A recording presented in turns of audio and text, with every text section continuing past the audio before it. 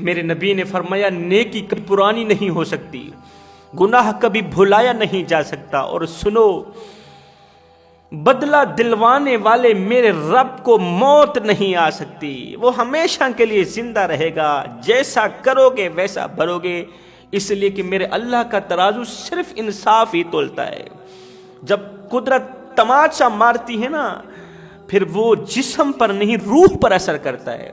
جب کوئی شخص تھپڑ مارتا ہے تو وہ جسم پر اثر کرتا ہے، اور اگر قدرت تماچا مارے تو وہ سیدھا روح پر اثر کرتی ہے۔ کسی کو دکھ دے کر، کسی کو درد دے کر، کسی کو تکلیف دے کر تم کیا سمجھتے ہو کہ ساری زندگی ایسے ہی مسکراتے رہو گے؟ نہیں نہیں نہیں نہیں اے بندے، بس وقت کے الٹنے کی دیر ہے، تیری باری بھی دور نہیں ہے، اس لیے کہ زندگی کے کسی نہ کسی موڑ پہ اپنا کی آخر بھگتنا ہی پڑتا ہے۔ کسی کو دکھ دینے والوں کو، کسی کو درد دینے والوں کو، تکلیفیں دینے والوں کو، مصیبتوں میں مبتلا کرنے والوں کو قیامت کے دن رسول اللہ کی شفاعت نصیب نہیں ہوگی، رسول اللہ کی شفاعت سے محروم رہیں گے۔ جادو کرتے ہو اس لیے کہ کوئی تکلیف میں رہے، نادانو، مومن کسی کو تکلیف میں ڈالنے کے لیے نہیں آیا، مومن تو تکلیف سے نکالنے کے لیے آیا۔ لہٰذا جوانوں، کسی کو ایک پل کی خوشی نہیں دے سکتے تو نہ دینا، کوئی بات نہیں، کسی کو ساری زندگی کے لیے دکھوں میں بھی مت ڈالنا، کسی کو ہمیشہ کے لیے مصیبتوں میں مبتلا مت کرنا۔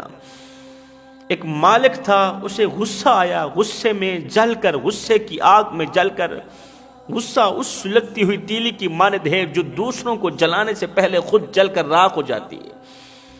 مالک کو غصہ آیا، غصے کی آگ میں جل بھن کر اس نے غلام کو تھپڑ رسید کر دیا، نوکر کو تھپڑ رسید کر دیا۔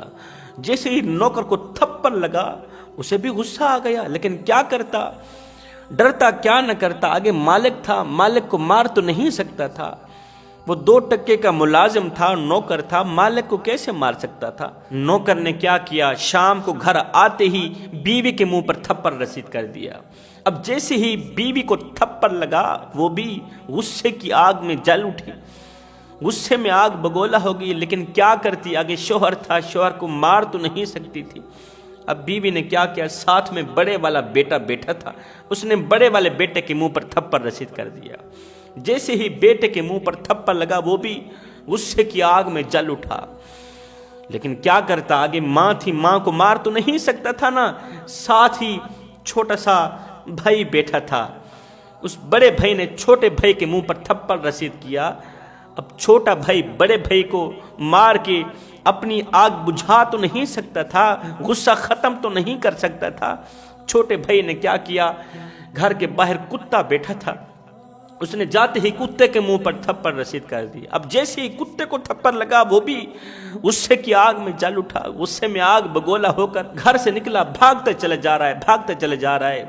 اس نے دیکھا آگے ایک شخص آ رہا ہے، اس آنے والے شخص کے پاؤں کو اس کتے نے کاٹ دیا، آنے والے شخص کے پاؤں کو اس کتے نے کاٹ ڈالا۔ پتہ ہے وہ شخص کون تھا؟ یہ وہی تھا جس نے غلام کو تھپڑ مارا تھا، جس نے نوکر کو تھپڑ مارا تھا۔ جیسا کرو گے ویسا بھرو گے، اس لیے کہ اللہ کا ترازو صرف انصاف ہی تولتا ہے۔